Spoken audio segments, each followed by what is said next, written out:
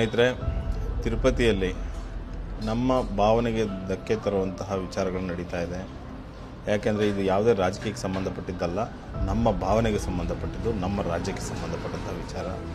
ನಾವು ಕಾರ್ನ ಮೇಲೆ ಕರ್ನಾಟಕ ಫ್ಲಾಗ್ ಹಾಕಿ ಹೋಗಬೇಕಾದ್ರೆ ಅವರು ಅದನ್ನು ತೆಗಿಲೇಬೇಕು ಅಂತ ಒತ್ತಾಯ ಮಾಡಿ ತೆಗೆಸಿದ್ದಾರೆ. ಇದು ನಮ್ಮ ಕನ್ನಡಿಗರಿಗೆ ಹಾಗೂ ನಮಗೆ ಭಾರಿ ಧಕ್ಕೆ ಆಗೋಂಥ ವಿಚಾರ. ಮನಸ್ಸಿಲ್ಲದ ಮನಸ್ಸಿನಿಂದ ಈ ಫ್ಲಾಗ್ನ ತೆಗಿಬೇಕಾಗಂಥ ಸಂದರ್ಭ ಆಯಿತು. ದಯವಿಟ್ಟು ಭಕ್ತಾದಿಗಳು ಹೋಗಬೇಕಾದ್ರೆ ಈ ರೀತಿ ಇದ್ದರೆ ದಯವಿಟ್ಟು ತಗೊಂಡೋಗಿ ಅಲ್ಲಿ ಈ ಥರ ತೆಗೆಸೋಂಥ ಕೆಲಸ ಮಾಡಬೇಡಿ. ಮನಸ್ಸಿಗೆ ತುಂಬ ಘಾಸಿ ಆಗುತ್ತೆ.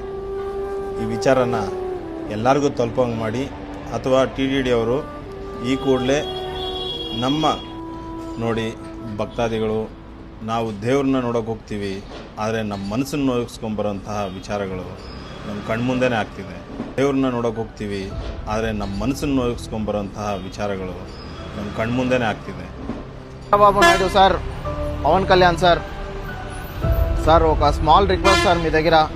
ఎలా అంటే మేము బెంగళూరు నుంచి కర్ణాటక నుంచి తిరుపతికి వచ్చింటిం సార్, పైగా తిరుమల ఎక్కేదానికి కార్లో వచ్చింటిమే సార్. అది కర్ణాటక, అది ఒక మ్యాప్ వేసుకుని ఉంటాం సార్. ఆ మ్యాప్ వచ్చేసి ఇప్పాలా అన్నారు సార్. ఎందుకు అని అడిగితేనే లేదు, TTD వాళ్ళు పొలిటీషియన్ మ్యాప్ ఫ్లాగు ఏమీ ఉండకూడదు అన్నాడు సార్.